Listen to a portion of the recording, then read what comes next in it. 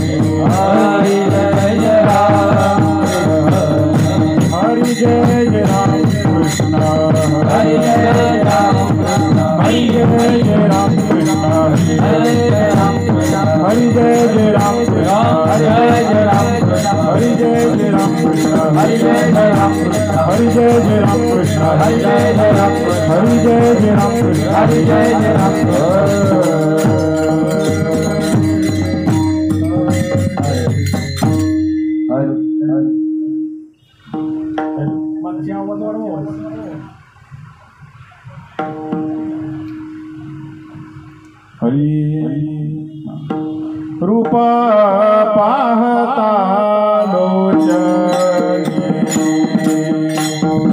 रूप पाहता लोचने रूप पाहता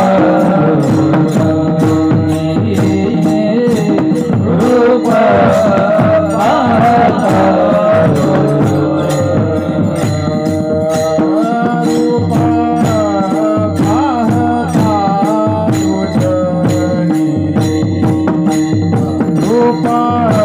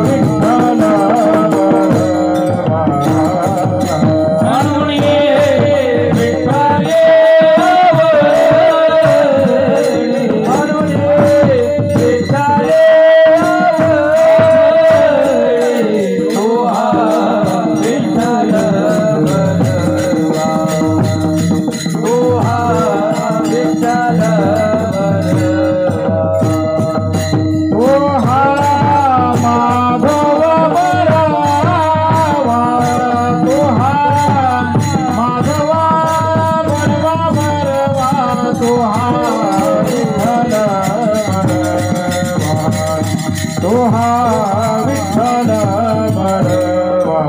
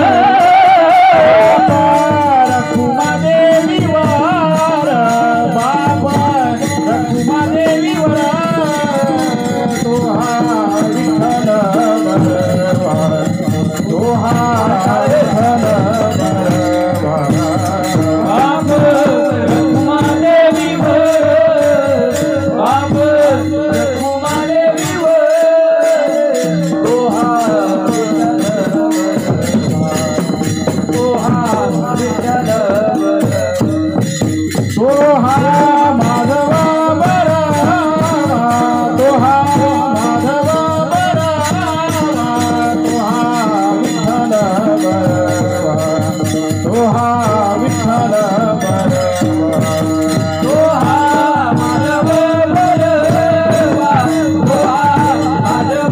सर्व सुखाचे आधार हरी हॅलो हॅलो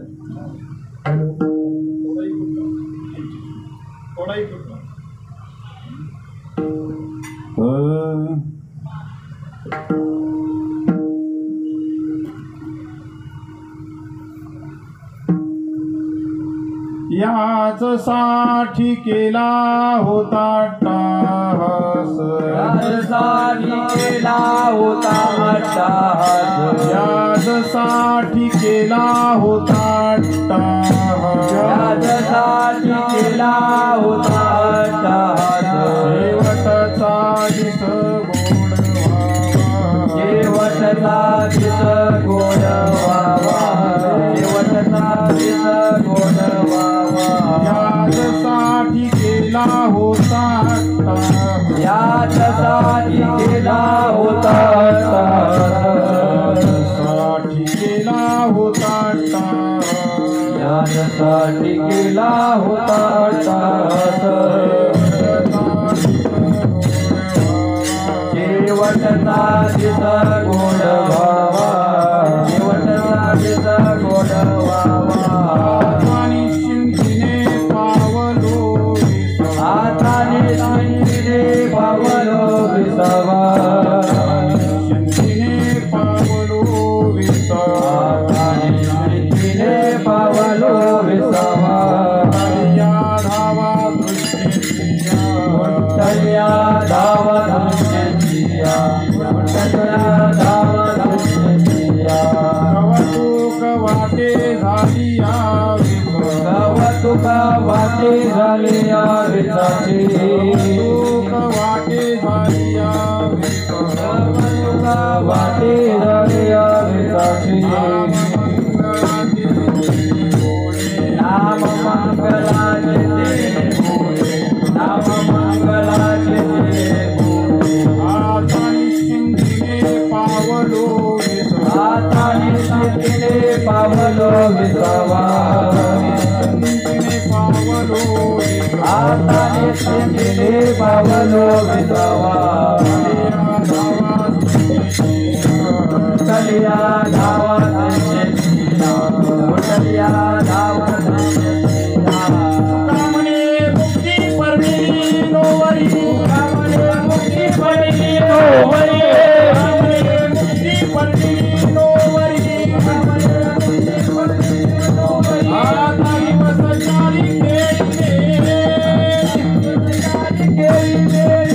आता दिवस चारी खेळे हाताने शिंदीने पावलो हाताने शिंदीने पावलो विसावा हाताने शिंदीने पावलो हाताने शिंदीने पावलो विसावा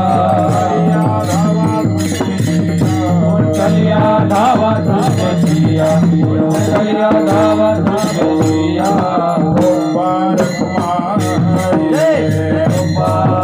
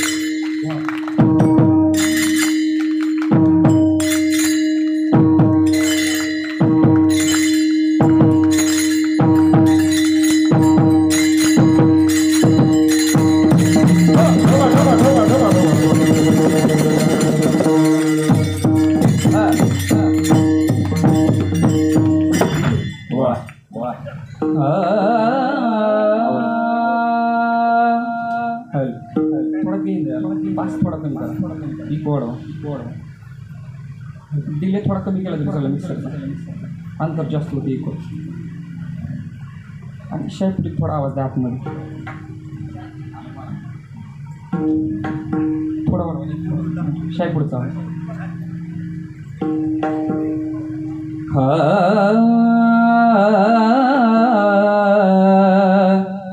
इको थोडा पाहिजे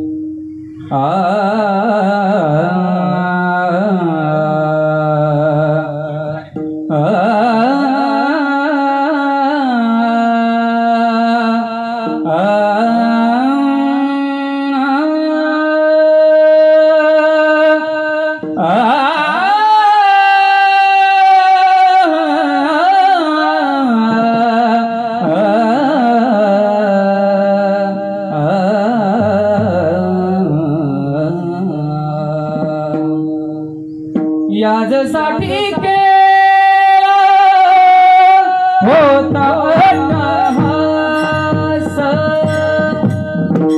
याजसाठी केला होता अट्टहास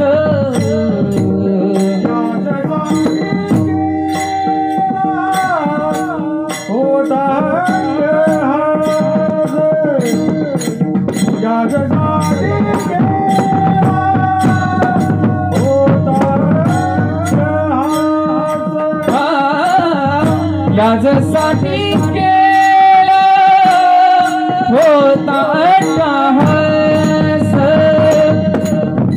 याजसाठी केला होता अट्टहास याजसाठी केला होता याजसाठी केला होता शेवटचा दिस गोड बाबा शेवटचा दिस गोड बाबा आता निश्चितीने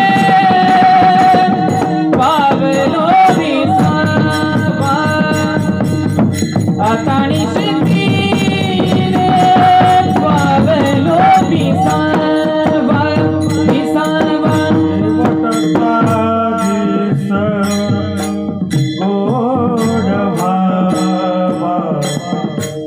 शेवटचा दिस गोड बाबा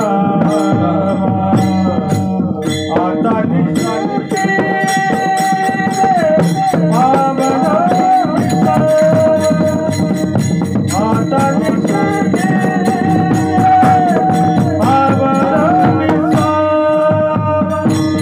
याजसाठी केला होता अट्टहास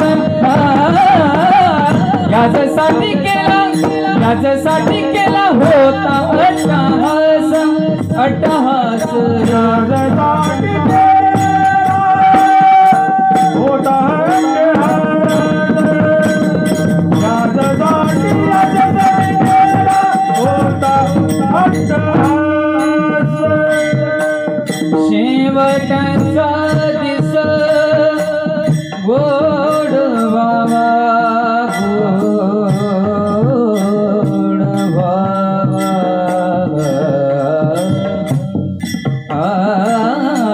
शेवटचा दिस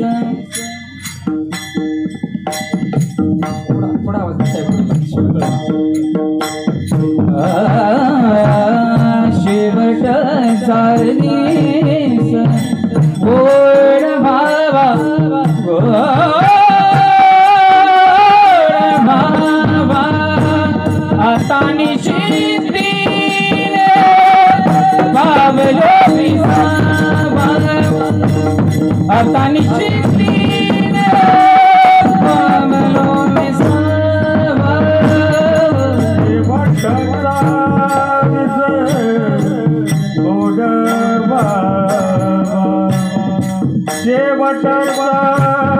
दिवस गोड बाबा आता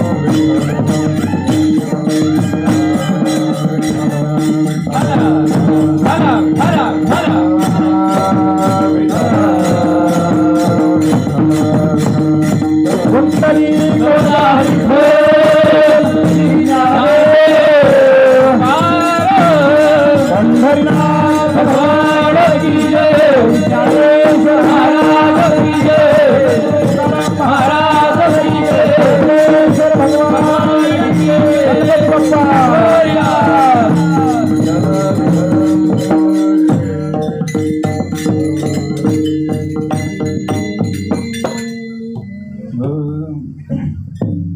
याजसाठी केला होता टाहास, याजसाठी केला होता टाहास, शेवटचा दिस गोड व्हावा, आता निश्चिंतीने पावलो विसावा, कुंटलिया धावा कृष्णेची या, कवतूक वाटे झाली या वेचाचे, कवतूक वाटे झाली या वेचाचे, नाम मंगळाचे तिणे गुणे, आता निश्चिंतीने पावलो विसावा, कुंटलिया धावा तृष्णेची या, तुका म्हणे मुक्ती पर्णिली नोवरी, तुका म्हणे मुक्ती पर्णिली नोवरी, आता दिवस चारी खेळी मेळी, आता निश्चिंतीने पावलो विसावा, कुंटलिया धावा तृष्णेची या, जयांचे केलिया स्मरण, होय सकल विद्येंचे अधिकरण, तेची वंदू श्री चरण श्री गुरूंचे, ते नमस्कारोनी आता, महायोग पीठे तटे भीमरथ्यं वरं पुंडलीकाय दातुं मुनीन्द्र, समागत्य तिष्ठं तमानन्दकन्दं, परब्रह्मलिङ्गं भजे पाण्डुरङ्गं।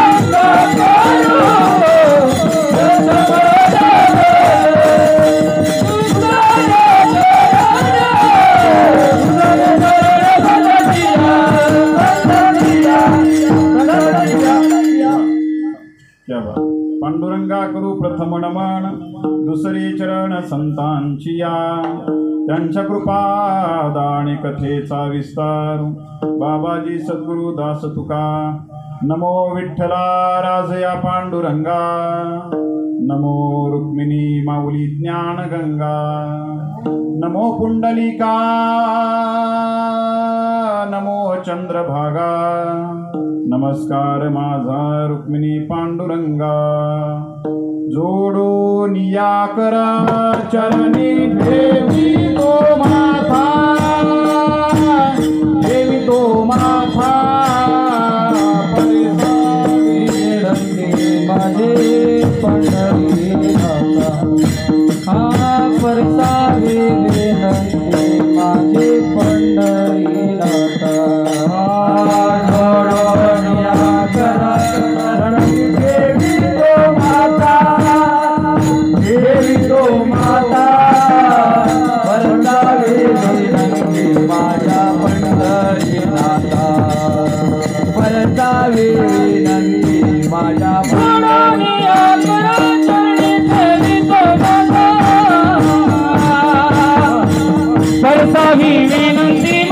पंढरीनाथा करसावी विनंती माझी पंढरीनाथा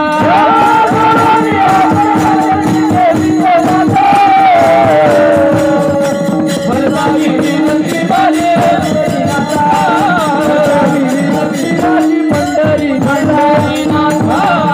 पंढरीनाथा वाह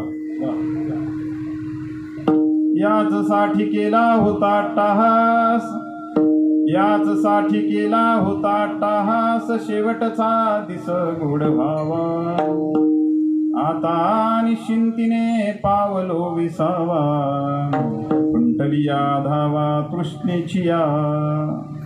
प्रस्तुत प्राप्त कीर्तन रूपी सेवेकरता निवडलेला अभंग संत श्रेष्ठ श्रीमंत महाराष्ट्र भूषण वैराग्याचे असणारे मुकुटमणी, ज्यांचा परमार्थातला एवढा अधिकार तुकाराम तुकाराम आणि नाम घेता कापेयम, किंबहुना या परमार्थ मंदिराचे कळस तुकोबाराय झाले, तुका झाला से कळस आणि भजन करा सावकाश, अशा असणाऱ्या तुकोबारायांच्या अभंग गाथेतील मानवी जीवनाचा शेवट नेमका कोणता आणि मानवी जीवनाचा शेवट कसा व्हावा याचं विवेचन करणारा अभंग आजच्या कीर्तन सेवेसाठी निवडलेला आहे. विठ्ठल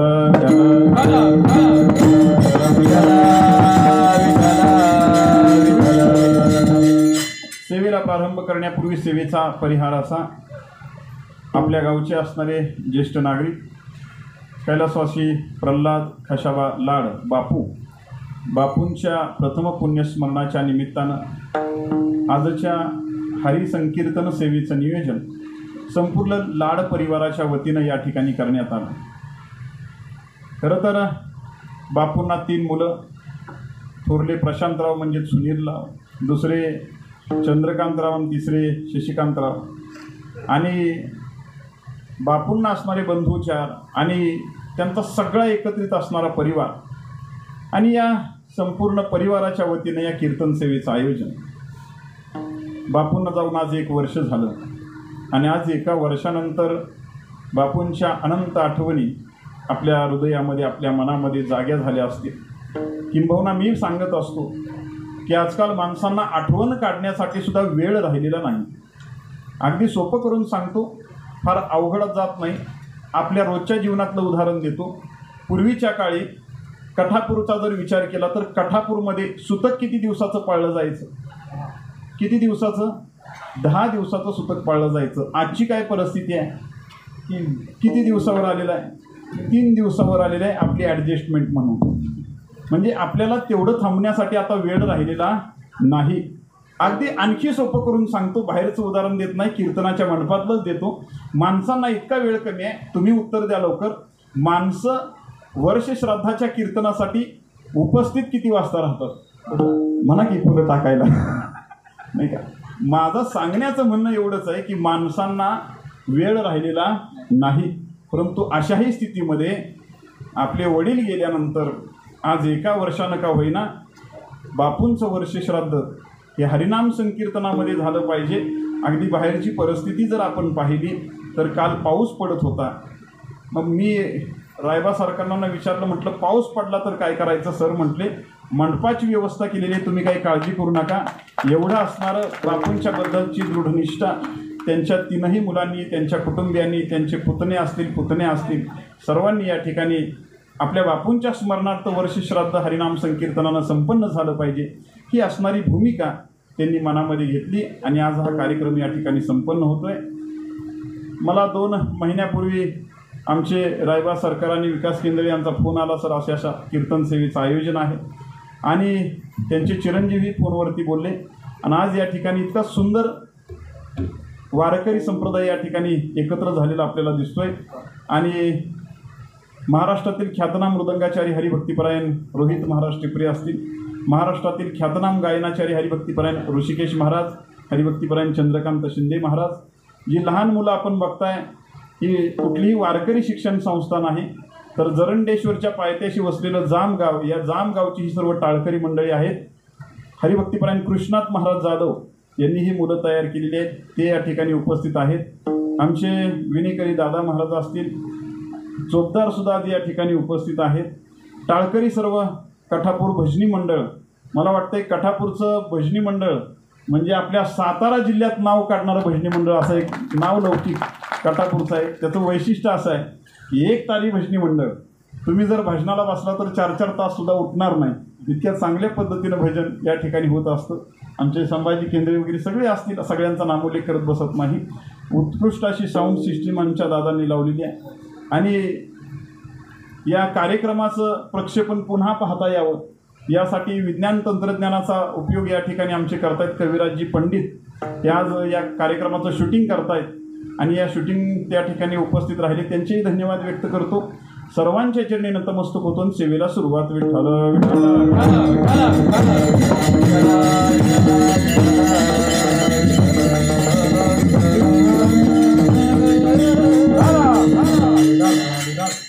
काय आहे, मानवी जीवनामध्ये आल्यानंतर कधी ना कधी या जीवाला इथून आपल्याला जायचंय. माणसानं जीवनामध्ये 2 गोष्टी विसरू नयेत, एक देवाला आणि एक मरणाला. या 2 गोष्टी जर माणसानं जीवनामध्ये पाळल्या तर मानवी जीवन सुखी होईल असं मला वाटतं.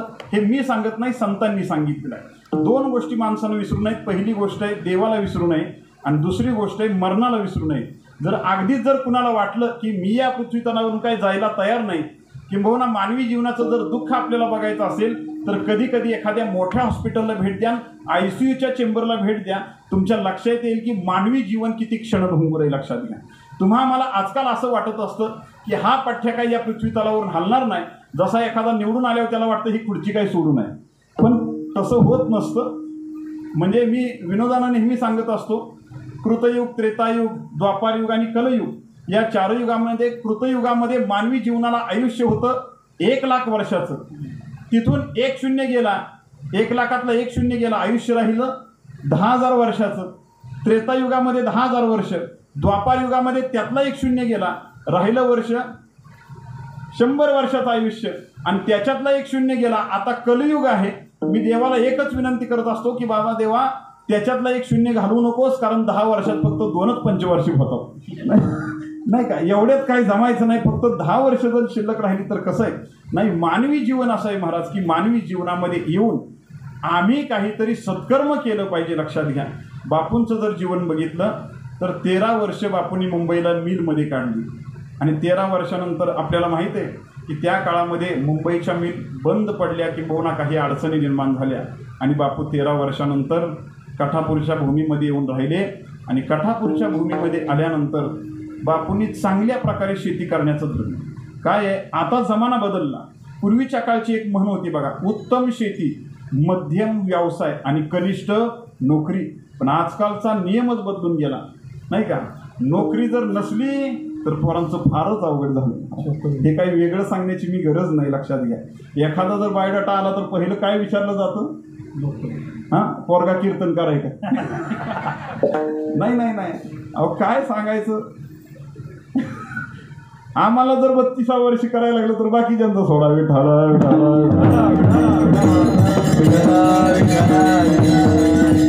माझं सांगण्याचं तात्पर्य अशा, पूर्वीच्या काळामध्ये बापूंनी अत्यंत चांगल्या प्रकारची शेती केली. शेती करत असताना बापूंच्या व्यक्तिमत्वाचा जर विचार केला तर अत्यंत शांत, संयमी, सगळ्यांशी प्रेमळ बोलणारं व्यक्तिमत्व. कुणालाही आडवं कधी बोलले नाहीत. तुम्हाला सांगू का, आयुष्यामध्ये मी सांगत असतो, माणसाला कधी कुठं कसं काय बोलावं हे जरी कळालं तरी मानवी जीवन कृतार्थ होईल. लक्षात घ्या, तुमच्या आमच्या लक्षात भाषा आणि शब्द येत नाहीत, पण ज्ञानोबारायांनी बोलायचं कसं हे सुद्धा तुम्हाला मला शिकवलं. साचा निमवाळ मिथिले आणि रसाळ, शब्द जैसे कल्लोळ अमृताचे, बिंब जळी बचकीची वडे, परी प्रकाशा त्रिभुवन थोकडे, ऐसी शब्दांची महती जाण अनुभवावी. मानवी जीवनामध्ये तुम्ही आम्ही जर एखादा शब्द आमच्या तोंडातून चुकीचा गेला तर तो दुसऱ्याच्या हृदयाचा ठाव घेतल्याशिवाय राहणार नाही. इतकी शब्दांची किंमत आहे महाराज. ज्ञानोबारायांनी आम्हाला कसं बोलायचं हे शिकवलं. मी सांगत होतो की बापूंनी आपल्या जीवनामध्ये शांत संयमी जीवन जगत असताना कुणालाही आडवा शब्द केला नाही. मानवी जीवनामध्ये आम्हाला कधी कुठं काय बोलावं हे लक्षात आलं पाहिजे. परवाच्या दिवशी वर्ष श्राद्धाच्या निमित्तानं माझं एका ठिकाणी कीर्तन झालं. आणि कीर्तन झाल्यानंतर 12-20 वाजलेले होते, वेळ झालेला होता. सगळ्यांना वाटत होतं आता एकदाचं कीर्तन संपलं की सगळी जेवणाला बसवायचे. एक कार्यकर्ते पुढे आले, त्यांनी लगेच माईक घेतला आणि माईक घेतल्याबरोबर सांगितलं की या ठिकाणी आता अमोल महाराजांनी सुंदर असं कीर्तन संपन्न केलं. 2 तास त्यांनी आपल्याला मंत्रमुग्ध केलेलं आहे. ते या ठिकाणी वेळेत उपस्थित राहिले, सुंदर असं कीर्तन संपन्न केलं. याबद्दल सर्वांच्या वती त्यांना भावपूर्ण श्रद्धांजली. होतं काय की काय कुठे बोलावं हे आमच्या लक्षात आलं पाहिजे. म्हणून ज्ञानोबाराय सांगतात, बिंब जरी बचकीची एवढे परिप्रकाशा त्रिभुवन थोकडे. आकाशातला चंद्र जर बघितला तर आकाशातला चंद्र बघितल्यानंतर तुम्हा मला असं वाटतं की खालनं बघितल्यावर असा बुचकुलीमध्ये मी चंद्र धरेन, पण तो चंद्र बुचकुलीमध्ये बसत नसतो. आम्हाला असं वाटत असतं की बुचकुलीमध्ये चंद्र धरेन, पण त्याचा प्रकाश संपूर्ण त्रिभुवनामध्ये पडत असतो. ज्ञानोबाराय सांगतात की त्या पद्धतीनं शब्द जरी एक वाटत असला तरी तो शब्द एखाद्याचं आयुष्य सुद्धा उद्ध्वस्त करू शकतो. इतकी ताकद शब्दात आहे. विठ्ठल विठ्ठल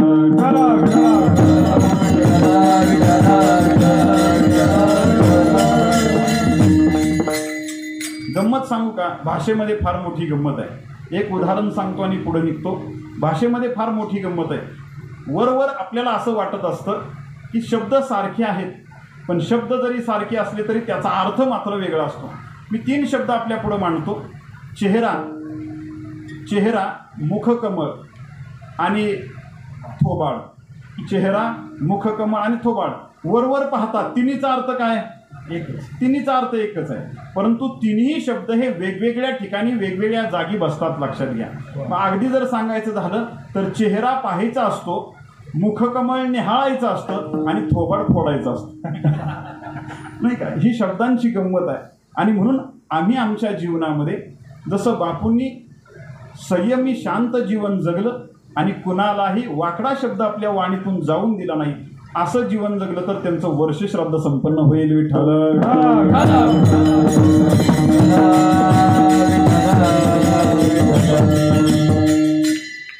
गेल्या वर्षी या तिथीला बापूंचं जाणं झालं.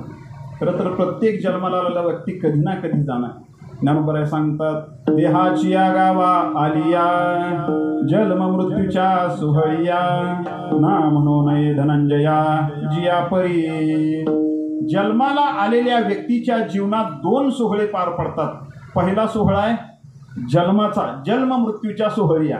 पहिला सोहळा आहे जन्माचा, दुसरा सोहळा आहे मृत्यूचा. तुमच्या आमच्या जीवनातले सगळे सोहळे, एक सोहळा पार पडलेला. कुठला सोहळा तुमचा आमचा पार पडलाय? जन्माला यायचा पार पडलाय.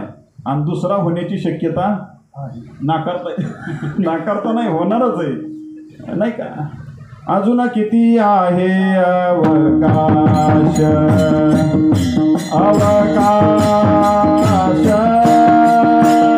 अजून किती आहे अवकाश.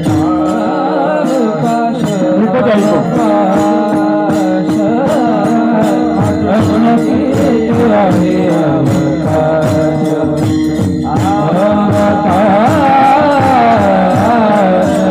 अजून किती आहे. घडी घडी काळ वाटयाची माहे, घडी घडी काळ वाटयाची माहे, घडी घडी काळ वाटयाची माहे, घडी घडी काळ वाटयाची माहे. अजून किती आहे अवकाश अजून किती आहे अवकाश अजून किती आहे अवकाश अजून किती आहे.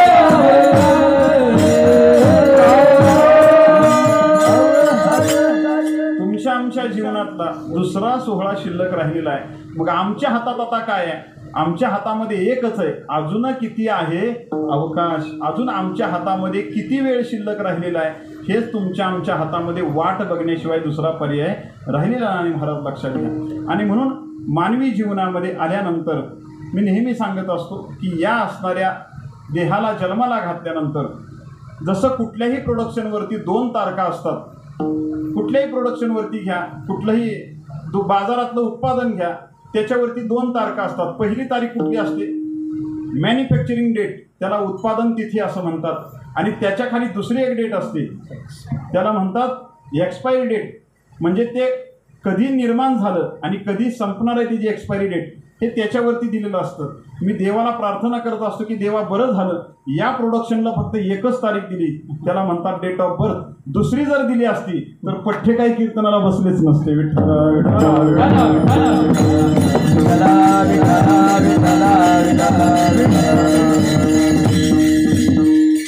काय आहे, विज्ञानाच्या जोरावरती अजूनही माणसाला असं वाटतं की आम्ही काहीही करू शकतो, परंतु ज्या वेळेला तुमच्या आमच्यावरती वेळ येते त्यावेळेला आमच्या लक्षात येतं की ज्या वेळेला अंतकाळ असतो त्यावेळेला तुम्हा आम्हाला सोडवायला त्या चक्रवाणी वाचून कुणीही येत नाही का.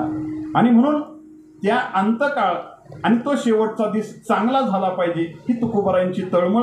किंबहुना तो शेवटचा दिवस कसा चांगला होईल याचं विवेचन तुकोबाराय अभंगाच्या माध्यमातून मांडतात. त्याआधी मला एक महत्त्वाचा मुद्दा असा मांडायचा की ज्या वेळेला आता गेल्या वर्षी बापूंचं निधन झालं, 1 वर्ष झालं आणि 1 वर्षानंतर आजच्या तिथीला बापूंचं वर्षश्राद्ध प्रथम पुण्यस्मरण आपण संपन्न करतो. आणि हे पुण्यस्मरण संपन्न करण्यासाठी त्यांची 3ही मुलं प्रशांतराव असतील, चंद्रकांतराव असतील, शशिकांतजी असतील, पुतण्या असतील, सगळे एकत्र मोठं असणारं कुटुंब आज झटतंय. मला एक वाटतं की मुलांनी आयुष्य कसं जगावं, आई वडील असताना आणि आई वडील नसताना सुद्धा. आई वडील असताना आई वडिलांना समाधान वाटावं असं मुलांनी आयुष्य जगावं. की रस्त्यानं जर बाप चालला तर रस्त्यानं चालत असताना चौकातली मुलं बाळा आणि चौकातली मंडळी म्हणली पाहिजेत बास बाबा अमक्याचा मुलगा आहे, त्यानं करून दाखवलं. असं काहीतरी कर्तृत्व मुलांच्या हातून घडावं. नाहीतर चौकातनं जात असताना येणं असल्या पोराला जन्माला घातलं की अख्खं गाव त्याच्या नावानं नाही. समाधान प्राप्त होईल अशा प्रकारची संतती प्राप्त झाली पाहिजे. बरं, समाधानानं त्यांनी जीवन जगलं पाहिजे. दुसरी गोष्ट काय, आई वडिलांची एकच इच्छा असते, जोपर्यंत आम्ही जिवंत आहोत तोपर्यंत त्यांनी आम्हाला चांगलं सांभाळावं. जोपर्यंत आम्ही जिवंत आहोत तोपर्यंत त्यांनी आम्हाला चांगलं सांभाळावं आणि आम्ही गेल्यानंतर आम्ही जे केलंय ते त्यांनी सांभाळावं. जोपर्यंत आम्ही जिवंत आहोत तोपर्यंत आम्हाला चांगलं सांभाळावं आणि आम्ही गेल्यानंतर आम्ही जे केलंय ते त्यांनी सांभाळावं. मग ते गेल्यानंतर नेमकं काय सांभाळायचं. आता मुलगा म्हणून, पुत्रत्व म्हणून काय सांभाळलं पाहिजे. तुम्हाला एक सांगतो, माणूस म्हणून जन्माला येणं सोपं आहे, पण माणूसपणा निर्माण करणं फार अवघड आहे. दुसरं एक सांगतो, माणसं जन्माला येतात पण माणुसकी मात्र निर्माण करावी लागते. लक्षात घ्या. आज तुम्ही आम्ही रस्त्यानं बघत असतो, एखादा जर अपघात झाला तर माणसं खुशाल शूटिंग करत बसतात, पण त्या रक्ताच्या थारोळ्यामध्ये पडलेल्या व्यक्तीला मात्र उचलायला तयार नसतो. मग माणूस कुठं, माणूसपणा कुठं हे लक्षात घ्या. तसं मुलगा होणं वेगळं, पुत्र होणं वेगळं, पुत्रत्व टिकवणं वेगळं. लक्षात घ्या. मग आई वडिलांची इच्छा काय असते, पुत्र जन्माला घातला, मुलगा जन्माला घातला ना, त्यांनी एकच करावं, 3 गोष्टी सांभाळाव्यात आम्ही गेल्यानंतर. एक, पहिली गोष्ट संपत्ती सांभाळावी, दुसरी गोष्ट आहे संतती सांभाळावी आणि तिसरी गोष्ट आहे संस्कार सांभाळावे. या 3 गोष्टी सांभाळाव्यात अशी आई वडिलांची इच्छा असते. पहिली सांगितली मी, संपत्ती सांभाळावी. बघा, ज्यांनी वैभव निर्माण केलेलं असतं ते वैभव त्यांनी अत्यंत कष्टातून निर्माण केलेलं असतं, घाम गाळलेला असतो त्याच्यासाठी. अगदी मनपातलं उदाहरण सांगू का, आतापर्यंत आमचे रोहित महाराज वाजवत आहेत, घामानं भिजलेले आहेत ते, नाही का. कष्टाचा पैसा आहे, त्याला दुसरं म्हणून घामाचा पैसा आहे, नाही का. म्हणजे कष्ट केलेलं असतं त्याच्यासाठी. बापूंनी आपल्या आयुष्यामध्ये शेतीमध्ये प्रचंड कष्ट केलं आणि कष्टातून 3ही मुलं या ठिकाणी उभी केली आणि त्यांना चांगल्या मार्गाला लावलं. लक्षात घ्या. पहिली गोष्ट सांगतोय संपत्ती. जर एखाद्या व्यक्तीच्या सावडण्याच्या विधीला जर कावळा शिवत नसेल तर घरची माणसं म्हणतात बघा, त्याच्या मुलाला जाऊन काहीतरी तिथं जाऊन म्हण काहीतरी. मग तो पाया पडायला जातो आणि पाया पडत असताना काहीतरी म्हणतो, बाबा की तुम्ही जे केलेलं आहे ते मी चांगलं सांभाळीन, तुम्ही काही काळजी करू नका. गेल्यावर सुद्धा माणसाला आच लागून राहते की हे सांभाळलं पाहिजे म्हणून. ते बोलतो तिथं की तुम्ही जे केलंय ते मी सांभाळीन, किंबहुना बहिणींना अंतर देणार नाही, भावाला चांगलं सांभाळीन, असं काहीतरी बोलायचं असतं. ज्यांनी संपत्ती निर्माण केली त्यांना असं वाटत असतं की माझ्या बाळांनी संपत्ती सांभाळावी. पहिला मुद्दा.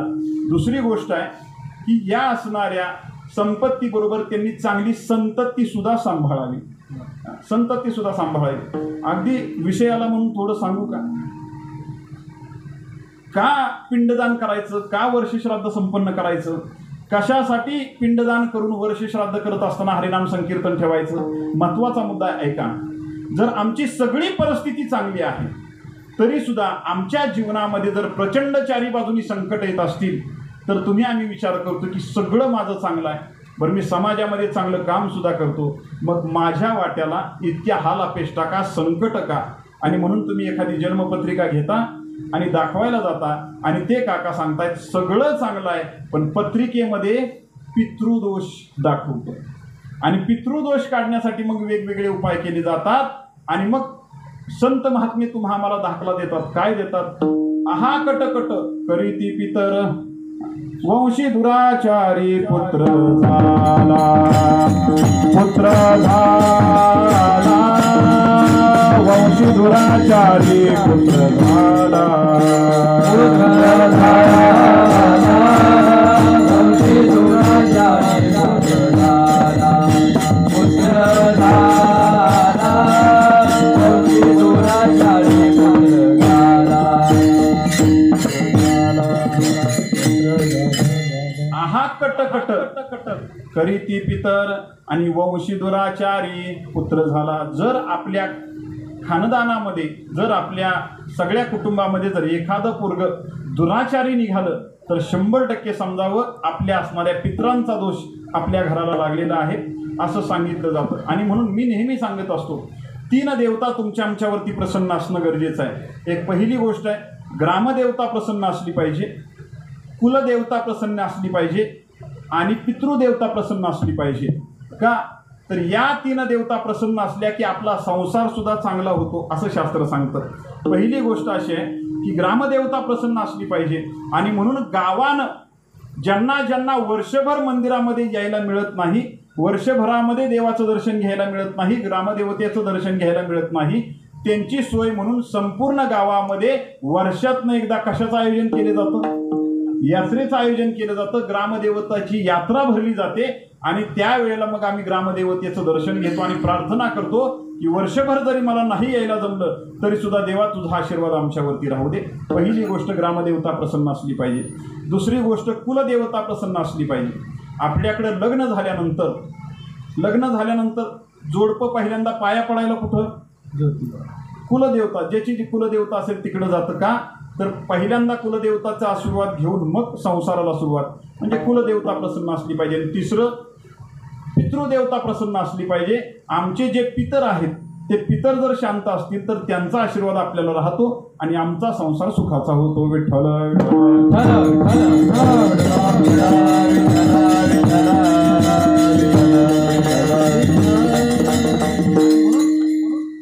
त्यांचं म्हणणं असतं की संतती सुद्धा चांगली सांभाळली गेली पाहिजे. संतती सुद्धा चांगली सांभाळली गेली पाहिजे. तुम्हाला सांगू, संततीमध्ये जीव अडकलेला असतो. संततीमध्ये जीव अडकलेला असतो.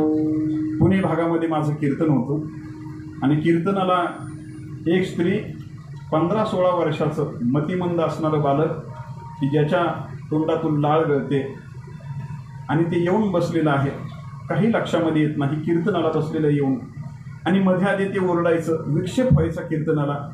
आणि मग अशी अवस्था असल्यानंतर त्या आईनं त्याला असं धरायचं, पुन्हा ते बघत बसायचं. आणि हा सगळा प्रसंग झाल्यानंतर कीर्तन संपलं. बघा काय असतं, कीर्तन संपल्यानंतर त्या मुलाला आईनं उठवलं. 15-16 वर्षाचं पोरगं आहे आणि त्या मुलाला उठवून माझ्याजवळ आणलं आणि मानेला असा हात लावला आणि मानेला हात लावून माझ्या पायावरती ठेवलं. आणि ती आई म्हणते, महाराज याला आशीर्वाद द्या. मला खरं तर त्याच्याकडे बघितल्यानंतर भरून आलं आणि आशीर्वाद काय द्यावा मोठा प्रश्न पडला. आणि म्हणून मी बघत राहिलो. आईचं अंतकरण होतं, लेकुराचे हित वाहे माऊलीचे चित्त, ऐसी कळवळ्याची जाती करी लाभावी न पेटी. आईनं डोकं माझ्या पायावरती ठेवलेलं आहे त्या मुलाचं आणि त्या मुलाला आशीर्वाद द्या म्हणते. मला भरून आलं, काय आशीर्वाद द्यावा. आणि म्हणून मी त्या बाळाकडे बघितलं आणि आईनं सांगितलं, महाराज याला एकच आशीर्वाद द्या. आशीर्वाद सांगताना सुद्धा मला भरून येतंय. त्या आईनं सांगितलं, महाराज याला एकच आशीर्वाद द्या, जोपर्यंत मी जिवंत आहे तोपर्यंत हे गेलं पाहिजे. जोपर्यंत मी जिवंत आहे ना तोपर्यंत हे गेलं पाहिजे, कारण मी गेल्यानंतर याचं करायला कोणीही नाही. विठ्ठल विठ्ठल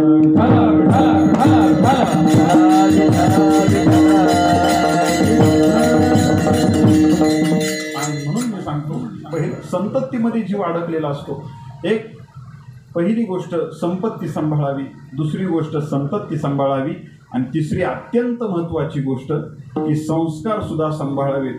जी वाट आमच्या पूर्वजांनी आम्हाला दाखवली ना त्या मार्गावरून आम्ही गेलं पाहिजे. लक्षात घ्या, मार्ग दावणी गेले आधी दयानिधी संतते दयानिधी संतते दयानिधी संतते मार्ग दावणी गेले आधी दयानिधी संतते दयानिधी संतते दयानिधी संतते मार्ग लावणी गेले दयानिधी संतते तेची पंच चालू जाता न पडे गुप्ता बोधे काही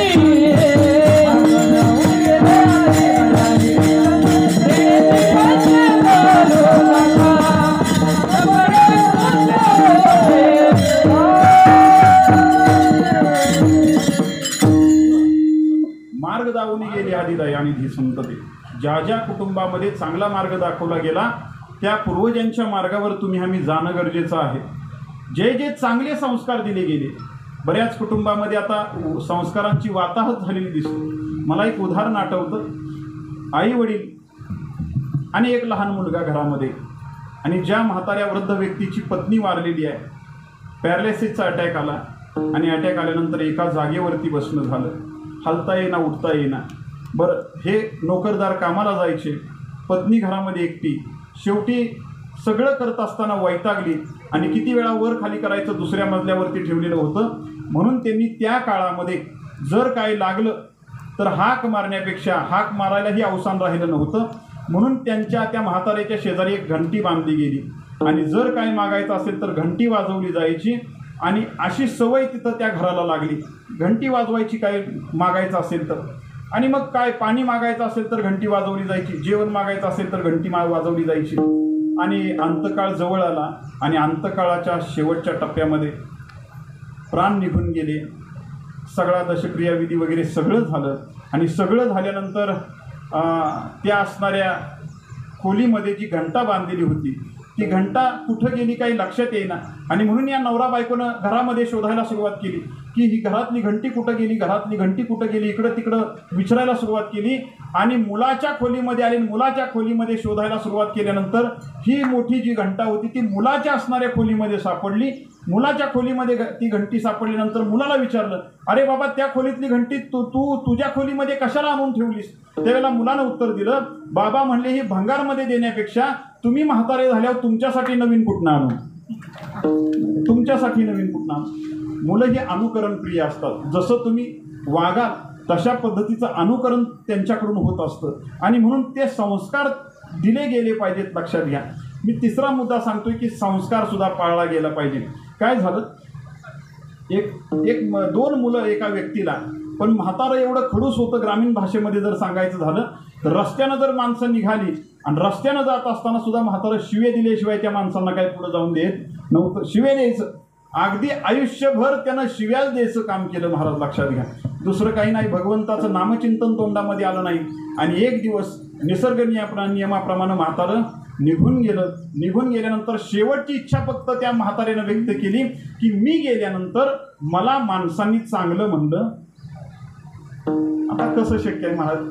ज्या व्यक्तीनं आयुष्यभर शिव्या देण्याचं काम केलं त्या म्हाताऱ्यानं शेवटची इच्छा व्यक्त काय केली की मला माणसांनी मी गेल्यानंतर चांगलं म्हणलं पाहिजे. मला सांगा, चांगलं करणाऱ्याला सुद्धा आजकाल माणसं चांगलं म्हणत नाहीत, मग शिवे देणाऱ्याला चांगलं कसं म्हणतील महाराज? मोठा प्रश्न आहे. आणि त्या मुलांना एक शेवटची इच्छा बाबांची पूर्ण करायची, म्हणून काय करावं?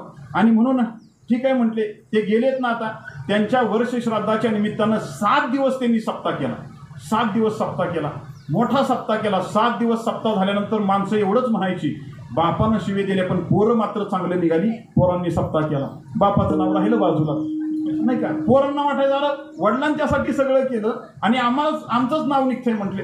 पुन्हा भजनी मंडळी एकदा सगळी बोलवली, सगळ्यांना पोशाख केले, दिवसभर भजनं चालली आणि सगळ्या भजनी मंडळींनी जाताना सांगितलं, काय पोरं आहेत म्हणले, बापानं काय केलं, पोरं मात्र बघा कशी निघाली, आयुष्यभर यांना शिवे दिल्या आणि पोरं मात्र भजनाच्या नादाला लागलेली आहेत. तिथं वडिलांचं नाव बाजूला राहिलं, मुलांचंच नाव निघालं. आता म्हणले काय करावं, आता म्हणले उलटं काहीतरी करावं लागेल. माझा मुद्दा चाललाय की चांगला संस्कार घेतला पाहिजे, वाईटाकडे जाता कामा नये. पोरं म्हणली जर आता बापाचं नाव निघायचं असेल तर उलटं काहीतरी करावं लागेल. रस्त्यानं जात असताना तर दोघं भाऊ उभं राहिले, दोघांच्या हातात काट्या होत्या, जी रस्त्यानं जाईल त्याला 2-2 काट्या हाणून पुढे पाठवायची. आता माणसं म्हणायला लागली त्यांचा बाप बरा होता, फक्त शिवे द्यायचा, ही हाणायला सुरुवात करतात. मोठी गंमत आहे. म्हणून आम्हाला जो संस्कार द्यायचा आहे तो संस्कार आम्ही सांभाळला पाहिजे. मला वाटतंय, मला मुद्द्याकडे यायचं आहे. जर बापूंच्या वर्षी श्राद्धाला तिन्ही मुलांची कुटुंबांची इच्छा होत असेल की बापूंच्या वर्षी श्राद्धाला कीर्तनच झालं पाहिजे, तर हा संस्कार बापूंनी दिला नाही तर कुणी दिला? विठ्ठल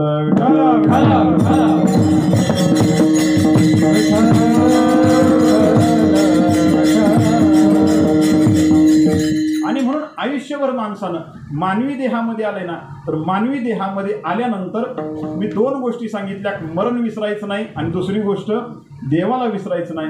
पण माणसं नेमकं ह्या 2 विसरतात आणि नको ते लक्षात ठेवल्याशिवाय राहत नाहीत.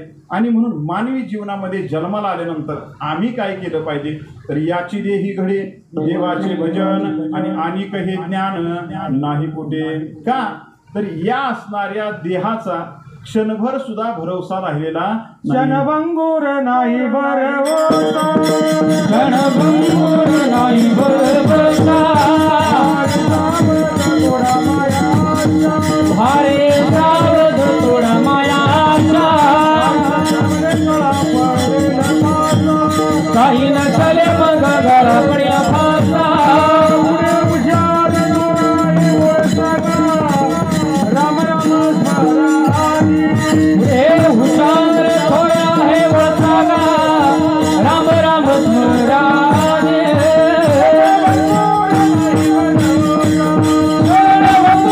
नाही वरवसा, भारे सावध थोडा मायाचा, काही नसले मग गळा पडला फासा,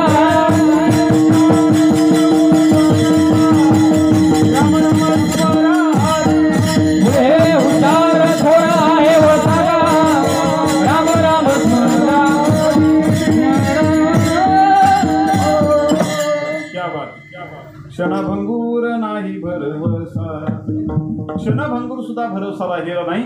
पण तुम्हा मला असं वाटत असतं आम्ही जे करतोय ते आमच्यामुळं सगळं होतंय आणि आम्ही देवाला विसरायला तयार झालेलो आहे. लक्षात घ्या. एक साधं उदाहरण सांगतो. पूर्वीच्या काळी वाहतुकीची व्यवस्था नव्हती आणि एका आपल्या कठापूरसारख्या मोठ्या गावामध्ये मूर्ती प्राणप्रतिष्ठेपनाचा कार्यक्रम संपन्न करायचा होता. त्या काळामध्ये वाहतुकीची व्यवस्था नव्हती. माणसं म्हटली असं करू, बैलगाडी करू आणि बैलगाडी करून पंढरपूरवरून मूर्त्या आणू आणि आपल्या मंदिरामध्ये आपल्याला मूर्त्या बसवायच्या. ठरलं. परंतु एकानं सांगितलं पंढरपूरहून बैलगाडीमध्ये जर मूर्त्या आणायच्या झाल्या तर रस्ता काही चांगला नाही, धडधड जर झाली तर मूर्त्या व्यवस्थित राहतील का नाही याची शाश्वती देता येत नाही. काय करूया मग वाहतुकीची व्यवस्था म्हणून त्या काळामध्ये गाढवं होती त्या पंढरपूरमध्ये. त्यांनी असं केलं, 2 गाढवं ठरवली आणि एका गाढवावरती एक मूर्ती, दुसऱ्या गाढवावरती दुसरी मूर्ती ठेवली आणि प्रवासाला सुरुवात झाली.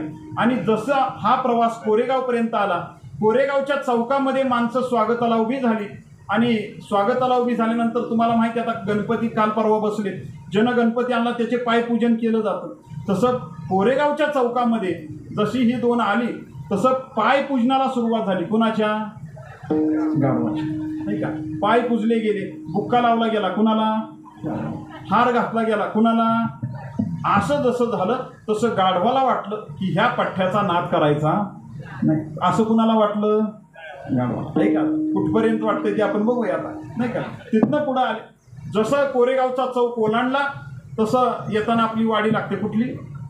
गोगावलेवाडी. गोगावलेवाडीत माणसं थांबलेली होती. वा, कठापूरमध्ये मूर्ती प्राणप्रतिष्ठेपनाचा कार्यक्रम संपन्न होतोय आणि भगवंत आलेले आहेत पंढरपूरहून. पुन्हा त्या ठिकाणी ओवळण्यासाठी सगळेजण उभे होते. पुन्हा पाय धुतले गेले, पुन्हा बुक्का लावला गेला, पुन्हा हार घातला गेला आणि ही सगळी स्वारी आली कुठं? आपल्या गावामध्ये आली. संपूर्ण गावामध्ये ढोल ताशाच्या टाळ मृदंगाच्या गजरामध्ये भगवंताचं आगमन झालं. ज्या त्या घरासमोर थांबलं की पाय पुजले जायचे. कुणाचे? बुक्का लावला जायचा, हार घातला जायचा त्याला. आणि त्या गाढवाला वाटलं आयुष्याचं सार्थक झालं आपल्या आयुष्याचं याच्या इतकं मोठे पण कुठलं असू शकतं. मंदिराच्या समोर सगळे आले. मंदिराच्या समोर आल्यानंतर भगवंताच्या मूर्ती उतरवल्या गेल्या आणि उतरवून मंदिरामध्ये आणल्या गेल्या आणि मंदिरामध्ये सगळे मंदिराकडे गेले. आता राहिले कोण? फक्त हे दोन. जे ठरलेलं होतं गाढवाचं ते गाढवाला दिलं गेलं आणि गाढव आपलं गेलं. आता येतानाचा काळ वेगळा होता. जाताना पुन्हा गोगावलेवाडी मार्गे जात असताना रस्त्यावर एकही माणूस थांबलेला नव्हता. कुणीही ओवळायला आलेलं नव्हतं, कुणी हार घालायला थांबलेलं नव्हतं. कोरेगावच्या चौकामध्ये त्यांना असं वाटलं की अरे ही जागा, या ठिकाणी पहिलं स्वागत आपलं झालं, 10 मिनिटं इथं थांबावं म्हणून चौकात थांबले. परंतु एकही माणूस आला नाही. आणि गाढवं का थांबलीत म्हणून मालकानं एक मोठी काठी घेतली आणि दणकन दणका दिला. आता कुठं दिला मी ही कीर्तनात सांगत नाही. आणि मग गाढवाच्या लक्षात आलं की अरे हे सगळं पूजन माझं नव्हतं तर माझ्यामध्ये असणाऱ्या पाठीवर घेतलेल्या भगवंतामुळं होतं. मानवी जीवनामध्ये असंच होतं. आम्हाला असं वाटतं की हे सगळं मानपान आम्हाला आहे. अरे आम्हाला नाही, तुझ्यामध्ये जोपर्यंत राम आहे त्याला आहे. तू गेला की संपला. विठ्ठल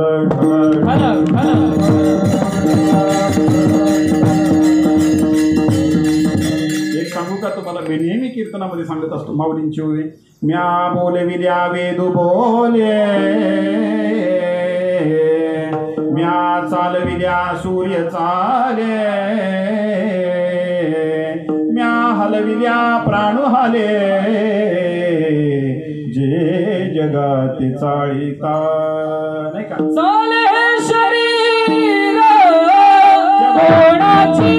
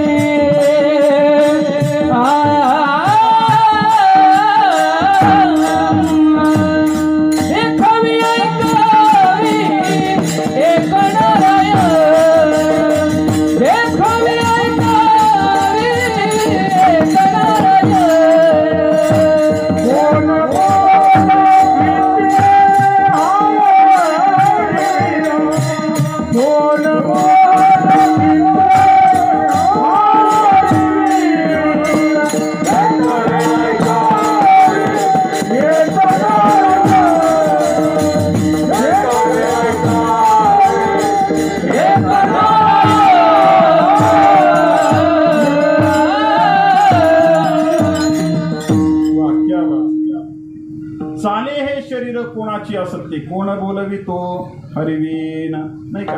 एकदा का उचकी जर आली तर त्याच उचकीला शेवट होण्याची शक्यता नाकारता येत नाही.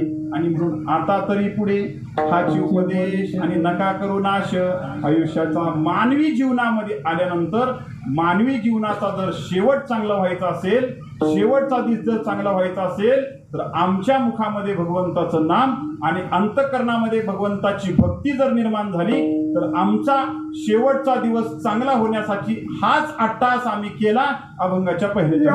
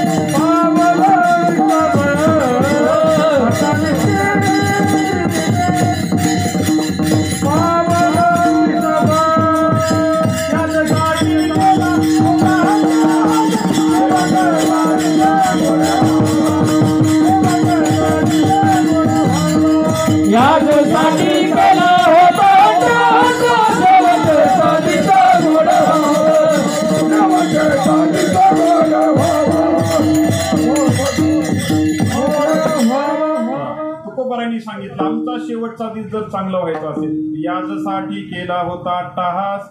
अट्टहास या शब्दाचा अर्थ आहे प्रयत्न केला आम्ही. काय केला तर शेवटचा दिवस गोड व्हावा. शेवटचा दिवस आमचा गोड होण्यासाठी आम्ही अट्टहास केला. आता तुम्हाला सांगतो, जीवनातला शेवटचा दिवस कुठला?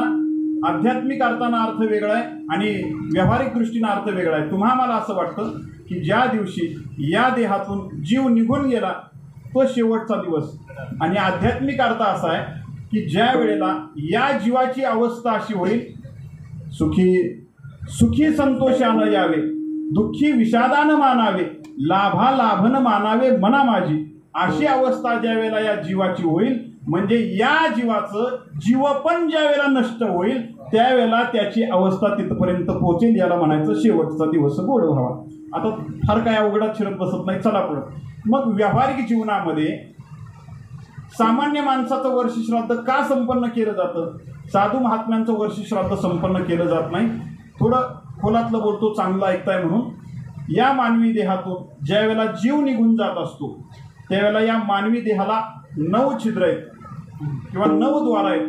या 9 द्वारातून मानवी जीवनाचा जीव जात असतो. मोजा आता बघा, 1 2 3 4 5 6 7 बुधद्वार आणि शिश्न, हे 9 द्वारातून या मानवी जीवाचा जीव जात असतो. मग काही माणसं म्हणतात बघा की डोळे उघडे राहिले आणि डोळ्यातनं काय गेला? जीव गेला. या 9 द्वारातून मानवी जीवाचा जीव जात असतो. परंतु संत महात्म्यांचं ज्यावेळेला निर्वाण होत असतं त्यावेळेला या 9 द्वारातून त्यांचा जीव जात नाही, या दशमद्वारातून त्यांचा जीव जात असतो. आणि या दशमद्वारालाच ब्रह्मरंध्र असं म्हटलं जातं. या ब्रह्मरंध्रातून ते निघून जात असतात आणि म्हणून त्यांचं वर्षश्राद्ध नाही, सामान्य जीवाचं वर्षश्राद्ध. विठ्ठल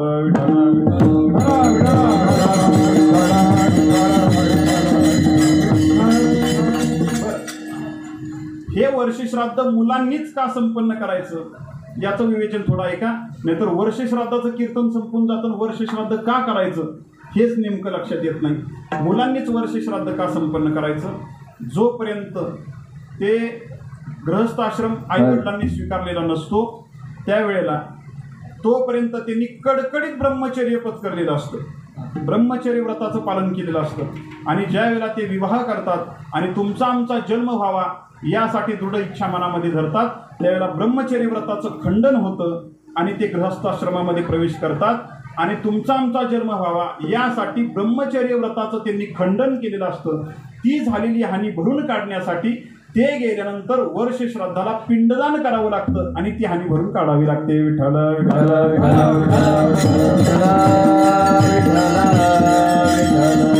काही माणसं म्हणतील महाराज, काही विज्ञान युगामध्ये जगणारी माणसं आहेत, महाराज पिंडदान इथं करायचं आणि त्या पिंडदानाचं पुण्य तिथं कसं काय प्राप्त होत असेल, मोठा प्रश्न पडतो आम्हाला.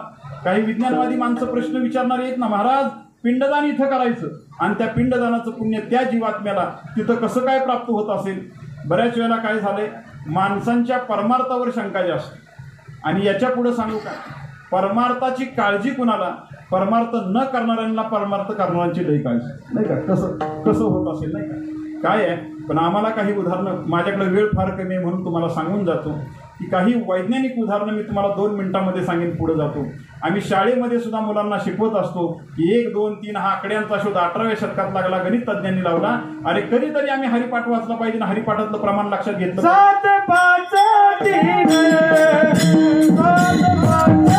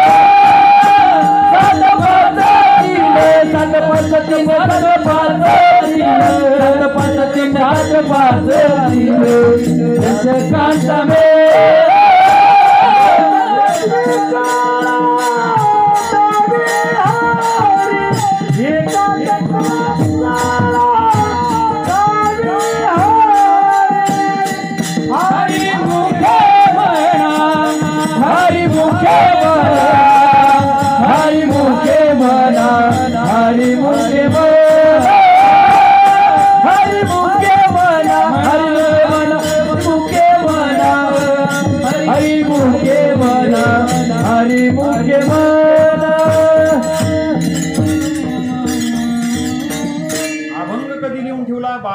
शतकामध्ये ज्ञानोबारायांनी हरिपाठात अभंग लिहून ठेवला. 7, 5, 3 दशकांचा मेळा, एकतत्वी कळा दावी हरी, अंकांचा शोध कुणी लावला.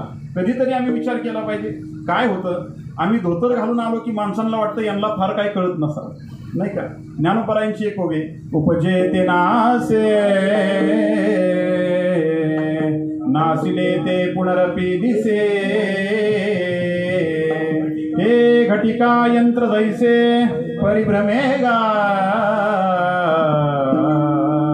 त्याचा अर्थ असा आहे, जे उपजलेलं आहे ते नाश पावणार आहे, जे नाश पावलंय ते पुन्हा उपजणार आहे. आणि हे घटिका यंत्र जैसे परिभ्रमेगा, हे घड्याळ्यासारखं यंत्र पुन्हा पुन्हा काय होत राहणार आहे, पुन्हा पुन्हा फिरत राहणार आहे. घटिका यंत्र हा पहिला शब्द ज्ञानोबारायांनी 12व्या शतकामध्ये ज्ञानेश्वरीमध्ये वापरलेला लक्षात घ्या. कधीतरी आमच्या लक्षात आलं पाहिजे. त्याला 12वी सायन्सचे जे विद्यार्थी शिकलेले असतील त्यांच्यासाठी सांगून जातो, जे सायन्स शिकलेले आहेत त्यांच्यासाठी.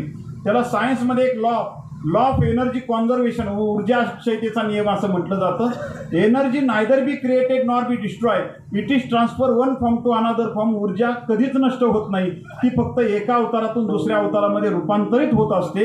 यालाच उपजेते नासे नासिले ते पुनरपी दिसे. विठ्ठल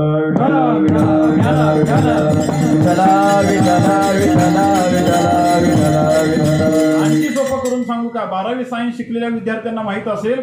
ते सांगतात, जॉन डाल्टन आला, रुदरफोर्ड आला, त्याने इलेक्ट्रॉन प्रोटॉनचा मारा केला, मग अणुरेणूची संकल्पना स्पष्ट झाली.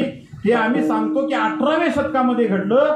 पण त्याच वेळेला तुकोबारायांच्या गाथेतला ज्यावेळेला अभंग आम्ही वाचतो, अणुरेणू ये थोकडा तुका आकाशा एवढा. मग माझा साधा प्रश्न असा आहे की अणुरेणूची संकल्पना आमच्या शास्त्रज्ञांनी 18व्या शतकात स्पष्ट केली का तुकोबारायांनी अणुरेणूची संकल्पना 16व्या शतकात स्पष्ट केली? हे आम्ही कधीतरी विचार केला पाहिजे. विठ्ठल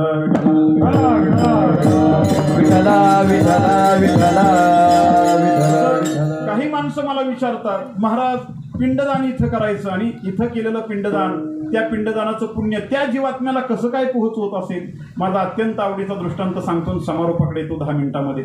काय आहे, मी मुंबईला गेलो. मुंबईतली फारशी काही अन्न मला माहिती नव्हती आणि मुंबईला गेलो. मुंबईला गेल्यानंतर जाताना आपलं पाकिट घेतलं, त्याच्यामध्ये ATM कार्ड, मोबाईल होता खिशामध्ये आणि आम्ही ट्रेननं प्रवास करत होतो. मला उतरायचं होतं CSTला, छत्रपती शिवाजी टर्मिनस.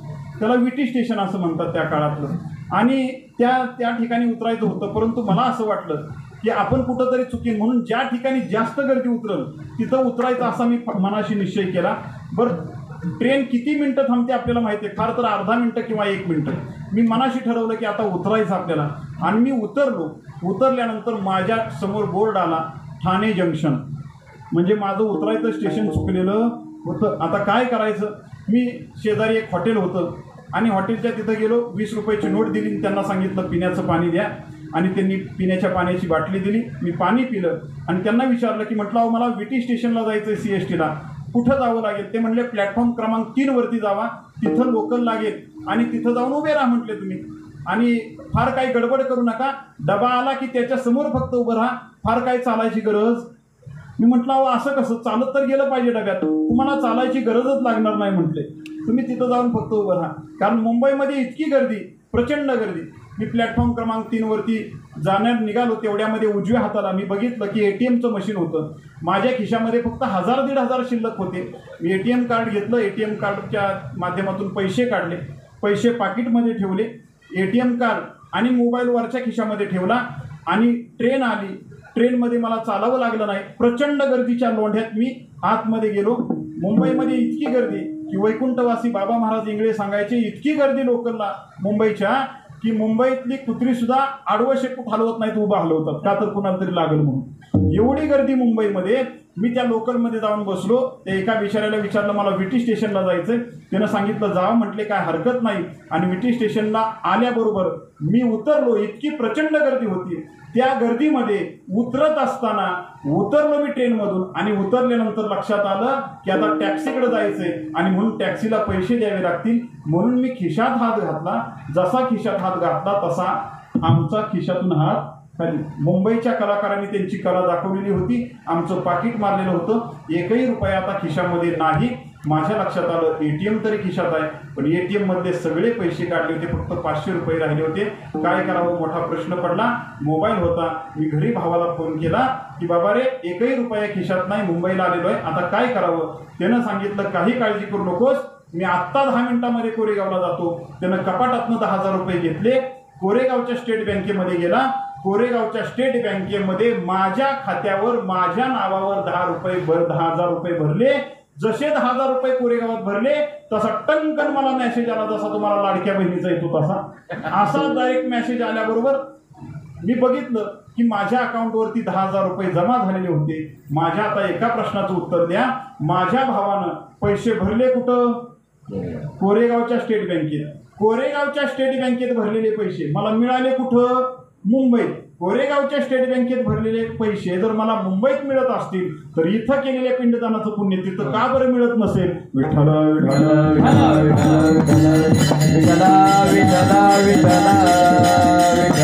आणि म्हणून मानवी जीवनामध्ये काही गोष्टी असतात त्या वर्ष श्राद्धाच्या निमित्तानं कराव्या असतात. मला वाटतंय वर्ष श्राद्धाचं एवढं चिंतन पुरेसं झालेलं असावं. आता फक्त 2 मुद्दे मला सोडवायचे आणि मला कीर्तन सेवा संपवायचे की जीवनाचा शेवट कोणाचा चांगला झाला आणि कशा पद्धतीनं झाला. लक्षात घ्या.